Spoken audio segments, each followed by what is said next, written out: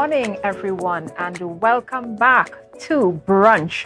We are having Book Club Corner. I am Jewel Green, and welcome again to all our viewers across the Caribbean, in Trinidad and Tobago. We want to thank you for joining us here at Book Club Corner, and where we talk about, every Wednesday, we talk to authors about their books, about their passions for the literary arts, and about what their book project is today.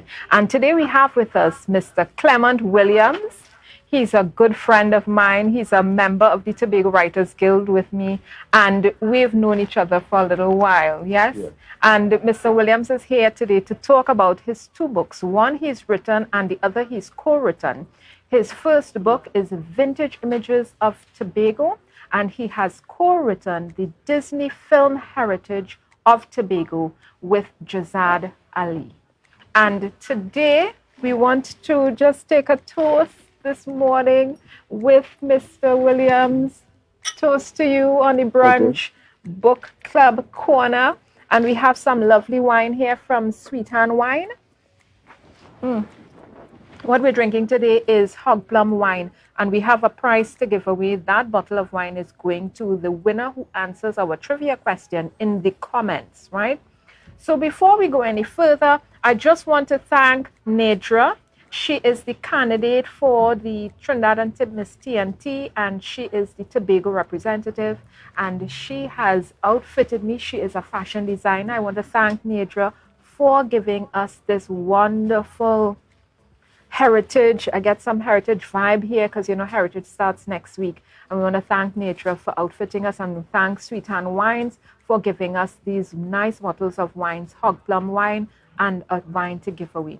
So, Mr. Clement, without any further ado, we want to get into your books, right? I know that your book is Vintage Images of Tobago, and you really, in your book, as a photojournalist, you've really documented the architectural history of Tobago. And I want for you to tell us and tell the listening audience, what is photojournalism? Because we want persons who are out there to, if they're interested in getting into it, to be able to understand what it is. And then I want you to tell us how you decided to take your photos, because it's very rarely we hear persons who do photography who get into doing books. Why did you decide to take your photos and to do a book called Vintage Images of Tobago? Photojournalism is the way of communicating the news with photographs. Right. A photographer, photojournalism, you deal with issues and the news. A photographer deals with persons, like fashion. And so the difference is between that. One, you convey the news, one is just an art. Over the years, in doing photography, when I came to Tobago, I saw that everyone was doing weddings, and they have not seen anything documenting Tobago's architecture and other issues in Tobago. So after doing some freelance journalism, and I decided to work with a friend of mine, we started documenting. Every year we'll come into Scarborough in the new year and document Scarborough at the beginning of the year. Mm-hmm. And then at the end of the year, we did other photographs. So we had a catalog of photographs dealing with Tobago over the years. Mm-hmm. A friend of mine by name All James. And we were together in the Ray Photography Club. And so we documented a lot of Tobago's architecture, because at present, some of the architecture has gone. And the young Tobagonians does not even have understanding of what Tobago looked like back in the 80s or before the 80s. Yeah. So I went around looking at checking old photographers in Tobago, like Mr. Kwashi and Mr. Ray, a guy we have Lincoln from Plymouth. These are the guys who were old photographers in Tobago, and even Fabian. And we got some images from them, and so I decided to, doing photographs, working in the media, haven't seen anything being done about Tobago. I've just decided to put the photographs together and make a book. Yeah. What I did first is that I put all the photographs together in Shutterfly and made a Shutterfly book so as to copyright the pictures. Ah. So then after that, I decided to sit down and start writing the history of Tobago. Well, I'm glad you touched on copywriting, because that's one of the areas that as authors, as creatives, as writers, we really have to try to figure out. And a lot of writers aren't really au fait with that whole copywriting thing. You know, we talk about it as if it's something out there, but it's really very simple. And one of these days we're going to get into it.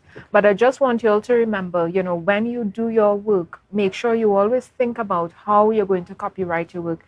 If copywriting is something that you are you're needing to do, trademarking and all of that. But before you go any further, we have a slideshow. But let me talk about the copywriting. Okay, well. Okay, the easiest way to copyright your work. Just give us a few points. Easiest way to copyright your work is to writers, photographers, is to email the images and the stories to yourself. So it is in the cloud, and they have a date stamp on it. So you see anyone using it, you can go and take them to court and use that date stamp to show that you were the owner of the images. Original. Right, and then you're able to say, I was the first one. I like that. There you have it. Some copyright tips from a photojournalist, Mr. Clement Williams. And Mr. Clement Williams has an associate degree from COSTAT in journalism and public relations. He's well versed, as well as he also has a certificate in professional photography from the New York Institute of Photography. So we know we're talking to somebody today who is experienced, who is skilled, and who knows what he's talking about. And we want to get into your slideshow. I don't know if you're all able to just put it up there for us.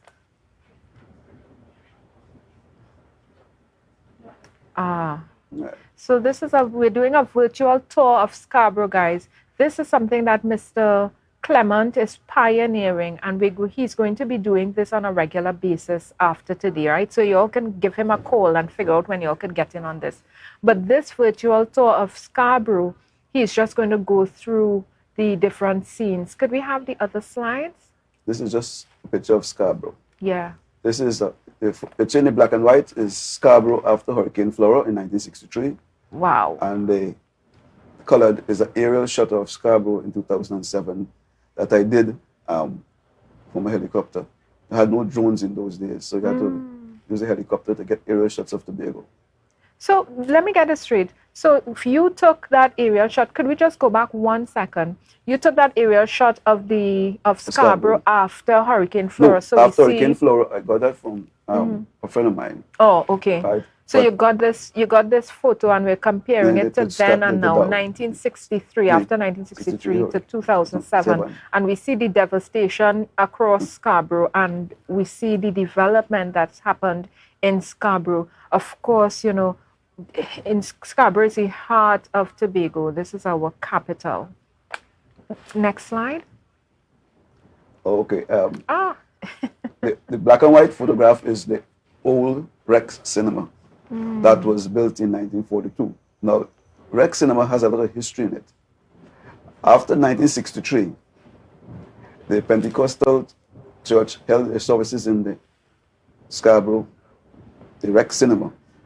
Also, the Rex Cinema did the preview of the movie Swiss Family Robinson that was filmed in Tobago in 1959.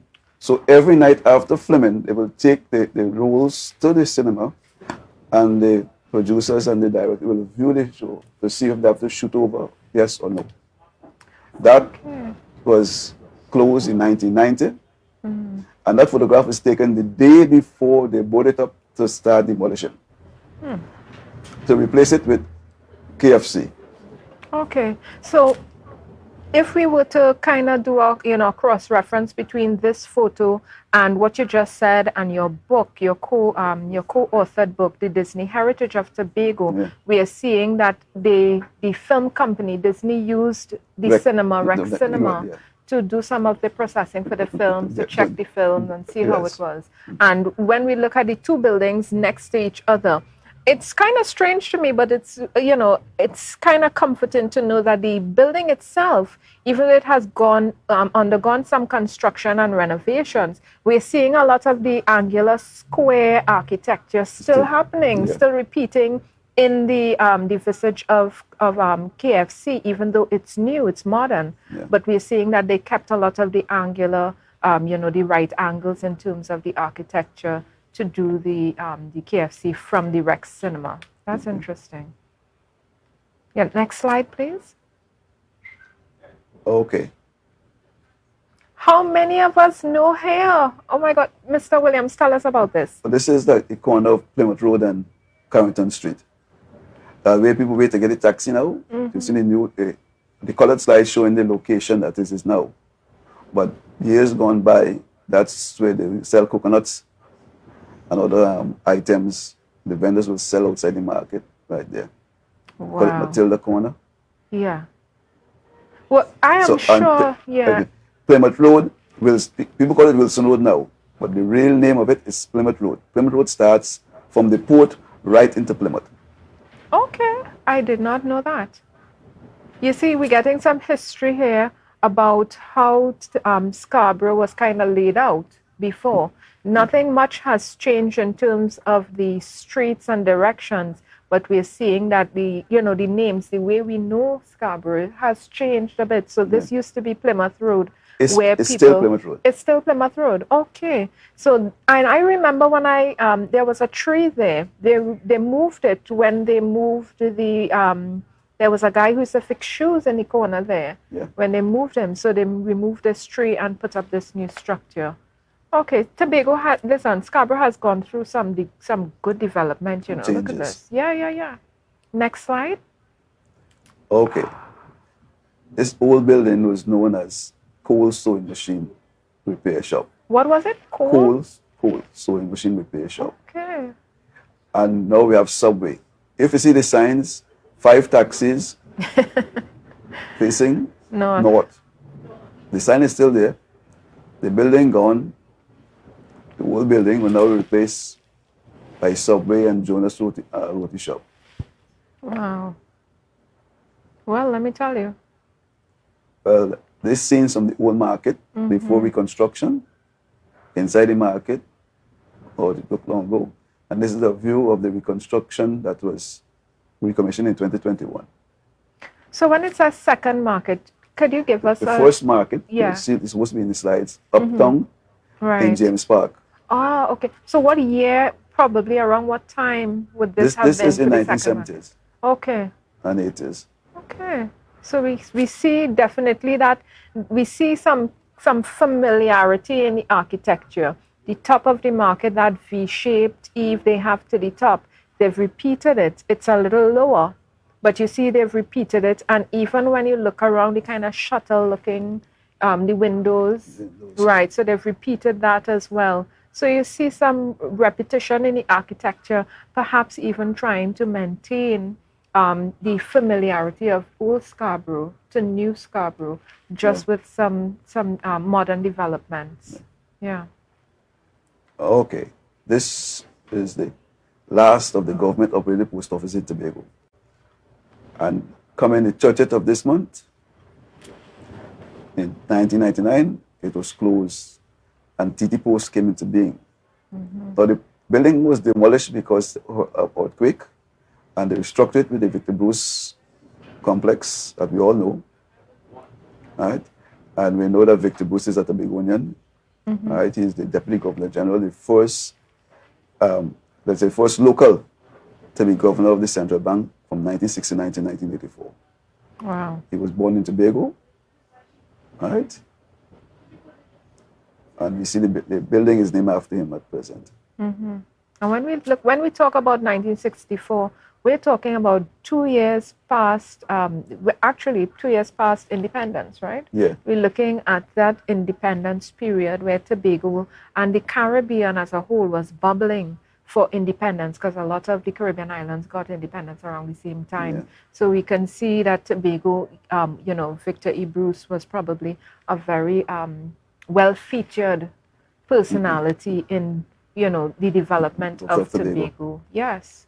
So when you say the last, just 1 second, when you say the last government operated post office, so you're trying to hint to us that the post office are privately owned or yes, the they are. post office privately owned now. Yes, they the are. TT Post is I think it's a New Zealand company running it. Oh, yes, Yeah. yes. It is privately owned. Yeah. So we see that they transition from a post office to the head of the financial services for the THA in Tobago. Yeah? Yeah.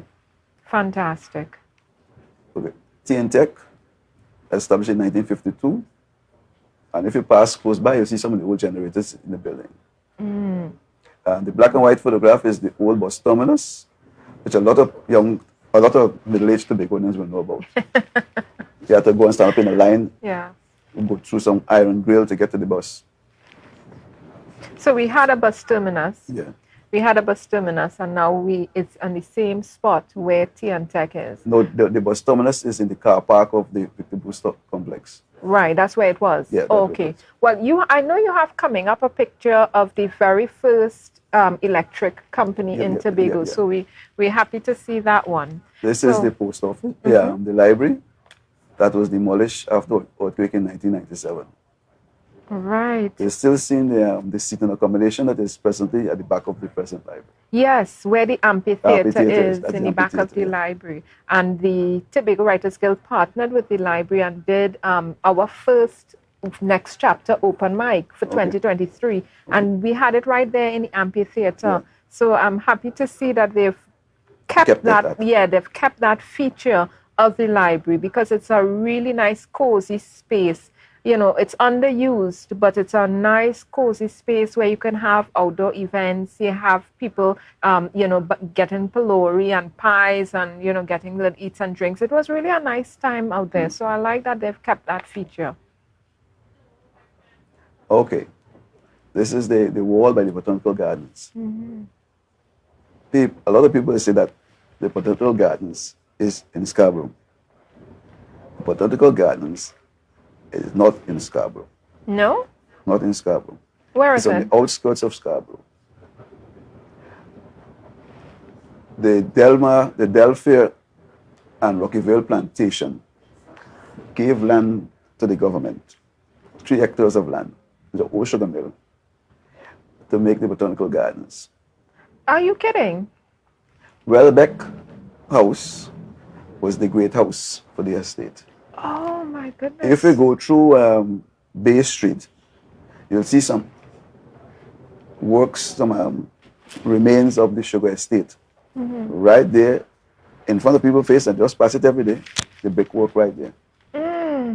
I love, you're bringing some colonial pre-emancipation, pre-independence history first. And we're looking at the Botanical Gardens, and you're saying that is part of an estate, a plantation, yes. a slave plantation to be very specific, that was given to the THA. Not the THA, to the state, the government. To the state, the government at the time, and they have converted that into a botanical garden, a nice green space within the city limits. Yeah. I love it. And we see in this historic wall, this wall is depicting a lot of history of Tobago. Yes, a lot of what, in main features, A&R Robinson, and some of the features in Tobago and life in Tobago. So as you pass the library, which has the new library, you can see some of the features, and right opposite there is the Botanical Gardens. Okay, this is downtown Scarborough. Yeah. You'll see the old TGR buses with the children, the old cars park up, you see at Millyman, and the new sign is with Scotiabank. Right. Okay. Well, I love that what you're seeing here is this is where the mass comes down, right? Yeah. When there's carnival coming through Scarborough, when they're doing the kings and queens and so on, and they're doing their parade, they come down this street, and this street is usually lined in the evening, carnival evening, with patrons waiting to see them. I've been here myself, and I've seen you, Mr. Williams, taking your photos of the masqueraders and the carnival costumes. Yeah, this is fantastic. Next slide. Okay, this is the old Carrington Street, 1960s and 70s, and even before. And this present day Carrington Street, we have rituals and Church's Chicken. when they compare the two structures, you see how they were long ago. And you still see some similarities. You see similarities because Scarborough has not changed actually. It's just that they have a facelift. I like that. You know, you get a facelift as you're getting a little older just to maintain. Yeah. But we've seen, you know, quite a few familiar visitors of old Scarborough repeating in new Scarborough. And, you know, the conversation has always been in terms of, should we do a modern Scarborough? Or do we keep the old, you know, that old time feel for Scarborough? And I don't know if we'll ever, you know, if you'll ever have an answer to that discussion. But here we are seeing that Scarborough, you know, while it's developing, while it's changing, it's looking, you know, very familiar. Let us get to some history. Next slide. Right. The black and white is the same as the colored, and this was the jail. In 1842, it became the only jail in Tobago. Wow. The first jail in Tobago was in Plymouth. And this is the second jail, and after 1842, I think it was converted to be the first jail, or the only jail in Tobago. Okay. So underground, there are cells underground. And if at present you walk on Castry Street, going up Castry Street, and look at the wall next to as you pass the building, you'll see the windows of the prison cells with the bars right there. Yeah, and there's a tunnel taking you straight up to the assembly chamber, which was the courthouse. And I found the entrance in the courthouse for the tunnel. So, Mr. Williams, you're giving away security secrets. No, but it's blocked up. We just have a thing. But that was the old way of transporting the prisoners from the prison to the courthouse. Well, let me tell you, we don't want to give away any trade secrets, but we did the tour with the THA. Yeah. They gave you a tour of the THA. They started in James Park, and we were talking about, when we gathered there, about how they used to take the slaves from James Park, right, or to James Park to display them for sale. And the cells that you're talking about is where they used to hold them when they took them off the ship? No, that was the prison. Okay. The slaves are somewhere else. Okay, good. Thanks for that clarification. So this is for convicted and persons the person being who held to for... pay taxes and such. Okay. And then they had somewhere else for the... Okay. We could skip this one. This is Kingswell Inn, right? This is Bonnet Street, Old Bonnet Street, New Bonnet Street. Yeah, we can see the difference. But obviously, again, more similarities. It's literally like, as you said, it has a facelift, but it's so eerily similar to what it used to be. Yeah, okay. Next slide. Right, okay. The hardware store, Gordon Grant, and the virtual gas station in the black and white, now replaced by Cook's. Now, the name is wrong. It's not Crook. It is Cook's River Mall, supposed to be. So Cook's, not Crooks. Not Crooks. And the drugstore was the gas station, where the gas station was. If you look, same design of building. Yeah. So we see that those triple peaks, that that trinity of peaks there. Continue. Yes, back again in 2021 when Tobago has developed, and this really, you really see the similarities again. Tobago developing, but still keeping that familiar old history going, right? For Scarborough. All right. This was the roundabout, like they had the cenotaph. So where is this exactly? If I was to... This is right at the bottom of Bonnet Hill. They had this memorial, and it was removed because trucks could not negotiate it to climb the hill. Because that was a roundabout, like you go around it and you're trying to go back down Carrington Street. So they took it up to the assembly chamber and put it outside of the gate. Yes, so I've seen this structure, this cup-like looking vase, up at the in front of the THA building. Yeah. So that's there, and it used to be at the bottom of Bernard Hill. Yeah. Okay, lovely.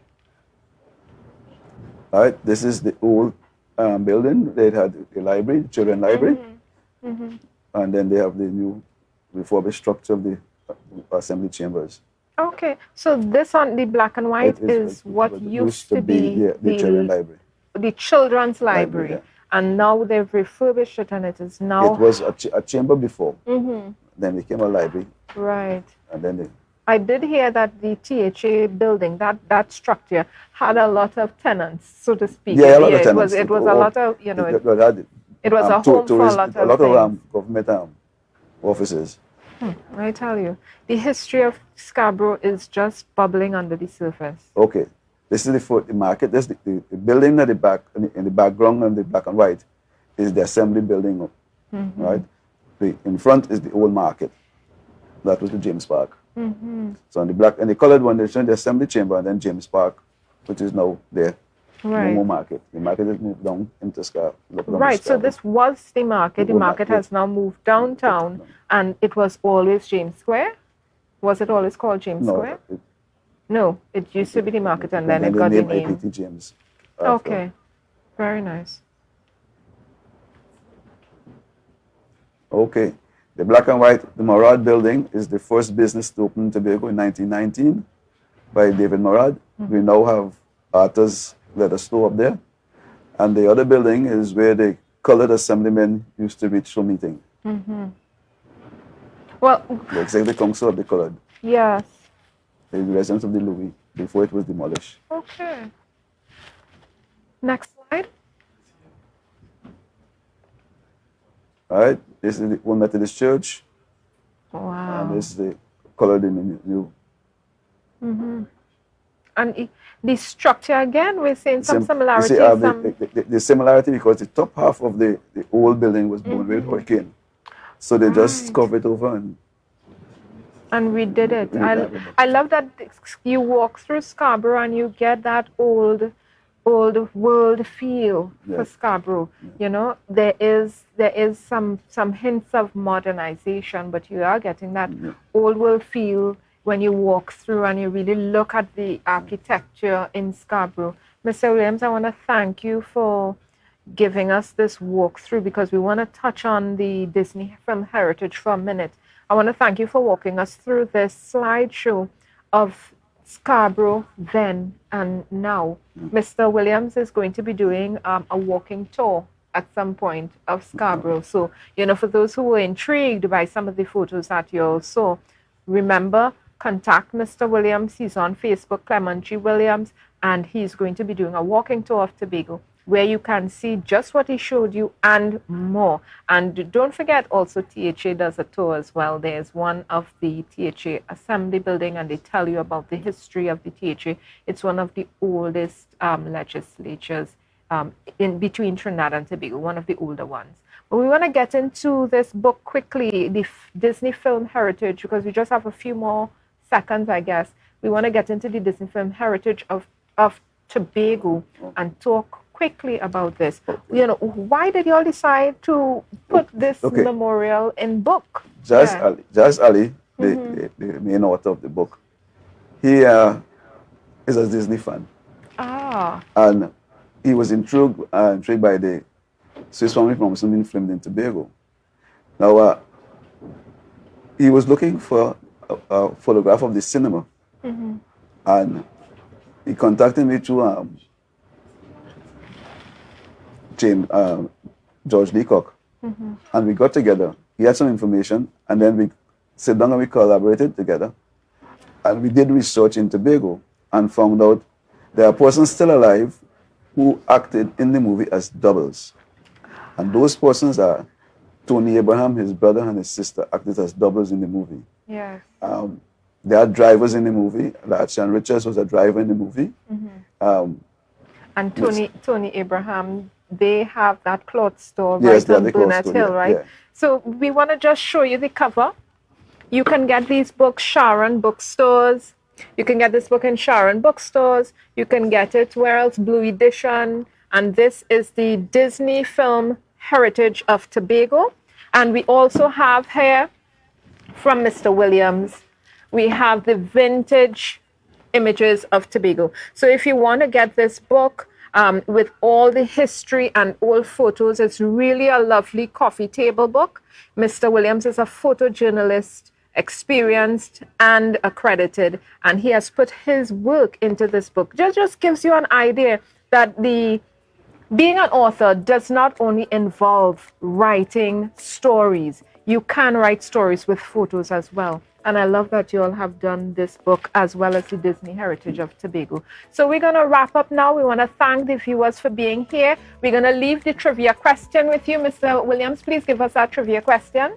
Okay, can anyone tell me where was the first postal house or mail house in Scarborough, Tobago? Okay, wonderful. So if you can answer that question, leave it in the comments. And we're heading back to brunch with Janelle. Thank you.